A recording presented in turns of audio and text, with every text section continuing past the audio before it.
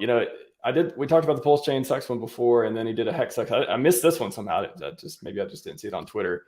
And then I went through and brought out some main points. And I just want to spend a few minutes just talking about first of all, this is a guy who I think it seems like he reviews a lot of projects.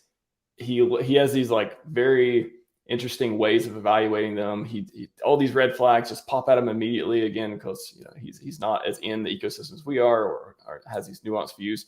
I'll just go through, talk about just a few different ones, and then Walrus, I'll kind of pivot to you too to get your opinion. But nice. Just a few things on this. So the first is like he talks about people are getting tricked into buying it and thinks HEX is going to zero. That's like the first minute of the video. Okay, great. Setting the stage here. And then he's okay with CoinMarketCap putting it on 202, I guess, to like protect people, protect investors, while we know all the real crap goes on page one and has all the, the top 20, they get all the index stuff. But the other products that don't. So like that as evaluation is just, I mean, if anything, that's like kind of like confirmation bias, if anything else. He mentions confirmation bias later on as well, which is funny. He talks about the holders to market cap ratio, which I don't think I've ever even heard people doing that. I'm not sure how useful it is. Maybe I'll ask you that for a second. Like, have you heard of people doing that? Is that a interesting metric to use? So people will use all kinds of like proxy looks for like this number broken down versus holders, distribution, holders in general. Like they're always basically trying to look for, and it's the reason that we sort of still see this issue of like, we're like market cap doesn't matter. Everyone else is like, yes, it does. Where what they're really always trying to get down to in a few different ways is essentially like how much potential sell energy is there, right? So you can look at that holders ratio, and it's basically like, is there giant holders? Is this inflated? And you're just basically looking for outliers, right? So the reason it doesn't work as well in crypto as it does in some traditional markets is because there's not the same level of constraints, right? So like if you did something similar with like Tesla, you get some really outlier numbers, right? Like tech companies versus say like manufacturing, like employees, revenue scales, and a few of these different proxies for like trying to look for an outlier or where something doesn't add up properly. Again, like there's almost like physics that apply to certain companies that don't make sense in other industries, and they make almost no sense in crypto. So it's not that it's dumb. It's just that like there's nothing useful really to deduce from that information, in my opinions. But I get some of the methodology. It's just unuseful information. Yeah, I was wondering. I wonder why I haven't seen a lot of people use this before. And I've watched plenty of trading videos and stuff, especially in the early days. But that's one. Maybe it works in other markets better. So moving on. Then he went to the founders page. He went to Richard's Twitter, and this was made a couple months ago. And he's like, oh, he doesn't like that Richard Heart was right. He's always asking like, what was he right about? What was all these things he's right about? And of course, he does no research to figure out any of the stuff that Richard talked about or we've talked about or otherwise. And Richard's not always right, of course, but there's been a lot of calls that he's did well on, and a lot of stuff that hasn't happened yet that we believe will happen one way or another. Doesn't like his Twitter profile because even after he changed it to be Hubble Richard, he didn't like it. He just talked about that. What is this stuff? All that. He doesn't like staking because he thinks it's just a way to lock coins up, and you're just like basically he was describing trading. I felt like the vibe was it's like you're staking as if you're trading. Like you're only locking the coins up because you think the price is like you're betting on the price to go up later on to sell them. Like that's the only reason to stake, which is funny. It's like I don't think I've ever seen anyone make the correlation between staking and trading the way that he made it in that video.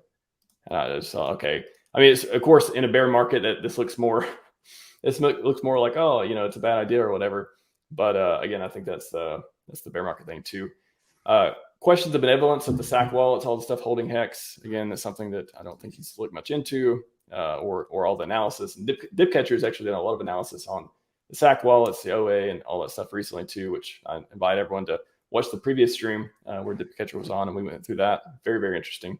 He does great stuff. Yeah, man, he's been killing on Twitter lately, posting all the analysis and tracking all this stuff. And then this is like one of the funniest ones. Doesn't like that you can't market sell $6 million worth of HEX, and like literally he just pulls up Uniswap and he just types in what was it, $10,000 or $6,000. Like, oh cool, we can sell $6,000, and then he types in, oh, let's add some zeros, and it's like, what how many other coins can you do that to? Like how many, like who is, and by the way, who's market selling $6 million worth of HEX, first of all, without getting 30, 40, 50% slippage? And then of course, you add some more zeros. Oh, no, now you can't, now you get all kinds of, now you get millions of dollars. And then he complains about the $500 Ethereum fee, which immediately I was like, PulseChain, that too. But yeah, we'll pause on that, and you can kind of talk about that too, of just these expectations in the selling and market and all that stuff. What was interesting about that? Like, so this is one of those things where like you can, if like we see it with sports, like you just see this like, oh, XYZ player when down 7 on weekdays he's 0-15. It's like, what are you talking about? Like, so like you can get into this with like anything. You can take any asset, like pick the best thing ever, and like we can just start trying to trash if we want. Like I can cherry pick some statistics and like look it over.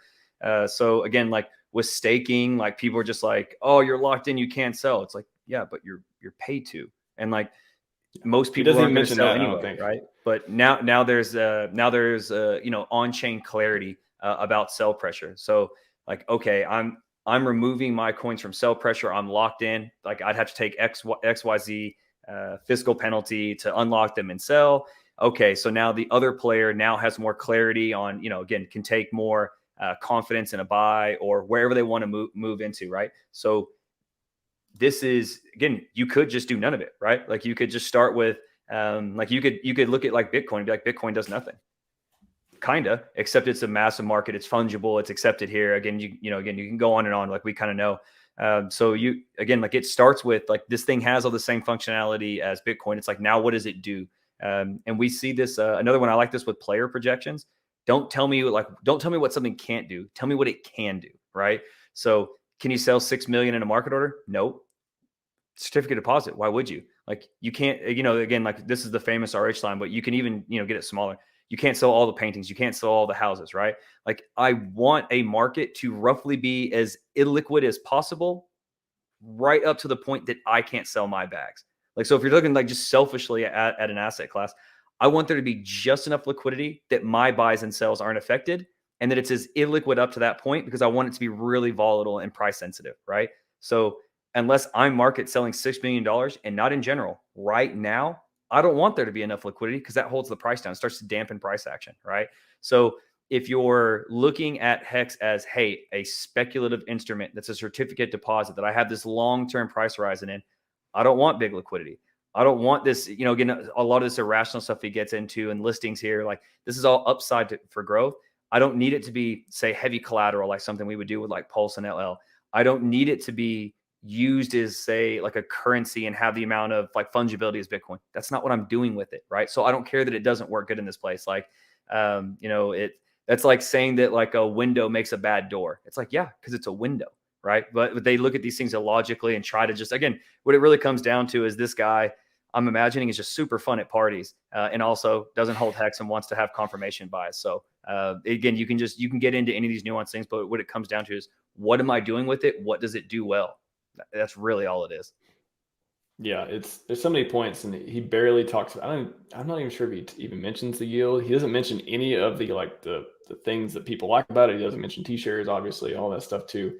Very, I like the comment, Jerry Trashfield. We're having an objective, non-ad hominem conversation about it. That's we do non-ad hominem on the show. But I think talking about these points is fun, just to point out, where, because people see this and they think, wow, this guy does a lot of videos, or he has all these strong points, and he has a lot of conviction in what he's saying, and it's easier for people to believe it when they see someone just talking very loudly and very confidently about something that he could have just, I have no idea how much research he did. He could have spent a day or two. He could have spent an hour or two. I don't know. But he's definitely not trying to be objective. I think that's the thing to pay attention to when you're watching reviews of any crypto or watching any person talk about it. Like, what is their interest? Like, what are they trying to do? And, of course, if he's got a title that says HEX is obvious crypto scam, Ponzi scheme, honest altcoin review. I think that's what's going on with the title, by the way. Like, you can't say one thing and then be like, you can't try to be objective and then like totally come at it subjectively. So there's a little bit of psychology. I can't remember which cat wrote this down. If you understand the information well, then the information tells you about the speaker. If you know the speaker well, that tells you about the information, right? So here, I don't really know Jerry, but I know a lot about HEX, right? Okay, so what I know about HEX, given his take on it, tells me about Jerry to some degree. And this isn't an ad hoc. I'm not meaning to mean this directly at him. I'm talking about, to your point about motivations, incentives, who these people are, right? So if you know a lot about HEX, then this gives you a good idea about either Jerry's incentives, motives. You could say competency. Again, I'm not trying to solo him out. I'm using this as like a learning experience, right? So this isn't particularly about Jerry. And the opposite was true, is if I know a lot about Jerry, then that would give me some qualifiers about the information. So if Jerry was, I don't know, former head of the SEC, ran this, and a billionaire, okay, then this would make me a lot more concerned about the information he put out, because then I would have a high degree of competency and assurity in his information. But since I don't know much about Jerry and I know a lot about HEX, this doesn't really tell me about HEX. This tells me about the speaker. And he is heavily incentivized to make these kinds of, anyone is heavily incentivized to make these kinds of videos. 7.6K views. He's got under 2K subs. Like, these are videos that people want to see, and they want people to be outrageous or talk about things that are interesting. And honestly, those views are just confirmation of anything that people are interested in HEX more than anything else. So again, motivations. You made some great points too, but like, why is anyone making content like this? Because maybe because it gets clicks. Maybe if he got a lot of clicks saying HEX is amazing, I guarantee if anyone made a video, because I'm going to post a clip of this too that says like, HEX sucks response, and I bet a lot of people would be interested in it. But if the same video, if he did a video saying I'm all in HEX now, or I like HEX now, or HEX is great, it would probably get half as much stuff. It's just the way that the thing works. And unfortunately, sometimes it works in our favor and sometimes it doesn't. So just a couple more points before we wrap up on it. Hard for whales to exit. That's kind of the point that he was trying to make around selling and the slippage and how you can't just keep adding zeros to something and sell it because of liquidity and all that. We talked about that. Doesn't like the HEX price success story. So that was interesting. He's like, oh, this is the thing that everyone points to. So he brought up a HEX chart. He's like, this is what everyone points to about, if you bought it here and you got here, this is the run up. This was the thing everyone did. But then he's like, but almost no one did that. Almost no one did that. And that shouldn't be anything that you should look at. He's trying to say that because you probably didn't get in it. It's like, well, investing and getting it early in anything, it's like, sure. That's you could cherry pick and say, hey, if only it did it again, if it went from here to there again. And a lot of people in the community believe that. They have hope that HEX will rise again. A lot of people hope that, and maybe the tokenomics will help, and maybe the community will help, and maybe the markets will help, or maybe not.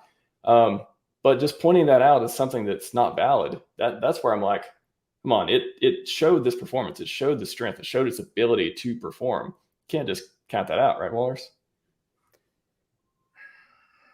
You could take both sides, steel man and straw man. Yeah, that's what I was about to say. Sides. Like, obviously, again, like he's not being fair in that critique. I do think there's a little bit of merit to that argument when done properly, right? Like, so again, to your point, like a steel man, he's straw manning that example. You can look at different. So like say with something like Bitcoin, where it's been through a lot of cycles, there's a huge amount of energy. Like, what that chart tells you has a little more information than what's on something that's a little more liquid. So again, I think he's using a very poor example, but there's more value in what he's saying to some degree on other coins, other tokens. So like, again, like that chart there. So like, you can say like it's hit its peak. It's not going to do that again. You missed all these things. There's some credence to that, again, especially in different markets. It just doesn't really make sense when you look at everything else. That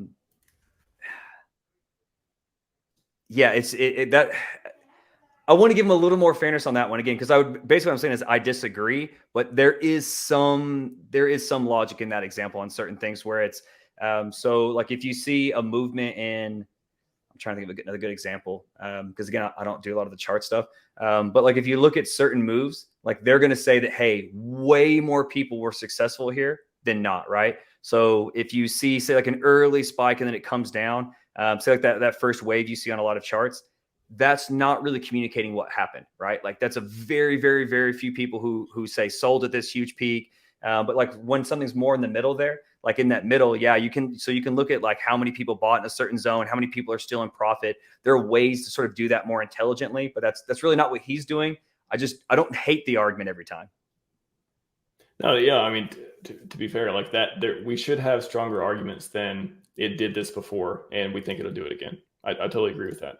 I would look. I mean, you talked about other cryptos too, and I just pulled up Bitcoin. We do see with Bitcoin, and it always reminds me of RH talking about this too. Of if HEX is the better Bitcoin, and if it's designed better and it's and it could follow that historically speaking, if it's like the ideal is it for it to grow and just like any other crypto too, make higher lows and stuff like that. There are historical examples of this happening with Bitcoin and a lot of other stuff too. So maybe it's because it's harder to make that because it's only happened once. Do you think if it happens again and then we go into the next cycle, do you think it would strengthen it more if we saw it happen again? People just need to see it happen, make a higher low again, or do anything in that area? Yeah, I mean, I think even seeing the initial peak, so it's different now that again that was after like years. So we're not talking about like some like early like wick, right? Like this is an actual top. Like you can look on the chart there and see like again how much value was both put in and extracted at all those price levels. So now it's can it do it again? That already changed it, right? Like you went from a 0 to a 1. This has happened, right? So that does make it more likely to happen again. And as you go up, like you'll see when you're watching that first wave, everyone's like, oh, well, it's never done this. It's never done this. It's never done this. Essentially like every little kind of new high. Whereas now where it's X amount from its top, X amount from its top, X amount from its top. So the language even changes having seen it happen one time. Right. So yeah, I mean, again, once something happens, it is more likely to happen again to some degree. Again, you get really, really granular on some of these arguments, but yeah, I think that we'll see an entirely different discussion. Now, again, it's going to be different now that there's PX and EHEX. And if, again, so people are going to use, again, HEX was difficult from some ways to like even measuring market cap, right? Like that was one of those issues way back with like nomics. So I think it'll be even more interesting looking at it where you're going to see these differences on the chains. Do people want to combine them to sort of compare them to projects that haven't really had that kind of I don't really like the stock split analogy, but again, a stock split to some degree. So it'll be really, really cool to see how even our community decides to like measure that throughout this next cycle as it gets closer to tops. Like is 25 cents and 25 cents, is that a new, is that can be considered a new top? So I'll be really interested to see how that plays out. I think the answer is I'm excited.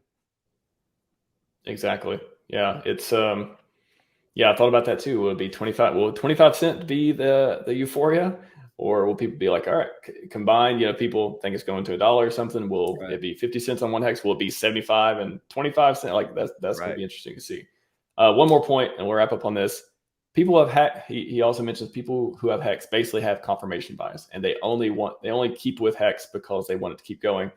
I think that our community in particular, it's a little different than most on that. And I'm not saying it's just a special little thing, but I really think people, and myself included, believe in the ideals behind HEX. They believe in a better crypto ecosystem, and a lot of people are willing to wait. They're willing to lock up for a long time because they believe in something more than trading, more than short-term gains and whole delayed gratification, the whole ethos. So I think sure there are a lot of people who are like, oh my gosh, like I'm going to keep loving HEX because I need to, because if I stop doing it, price might go down more.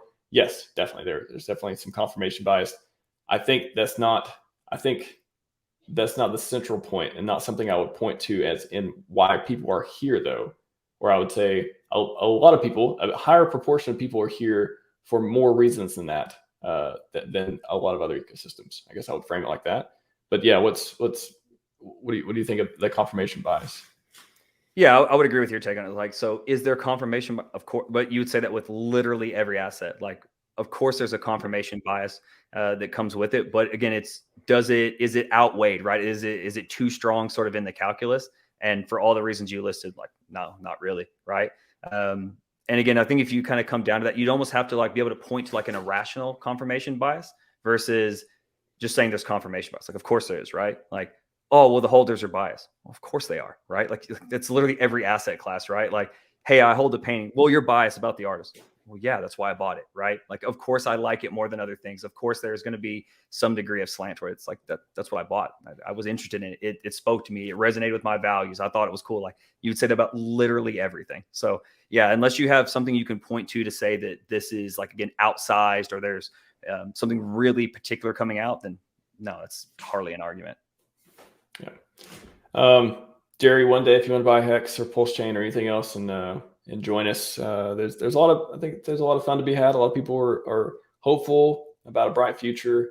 And if you ever want to make another video, if you change your mind, feel free. I think we've tried to go into a few different takes, and I think yeah, maybe we'll welcome you in the community one day. Hopefully we'll see.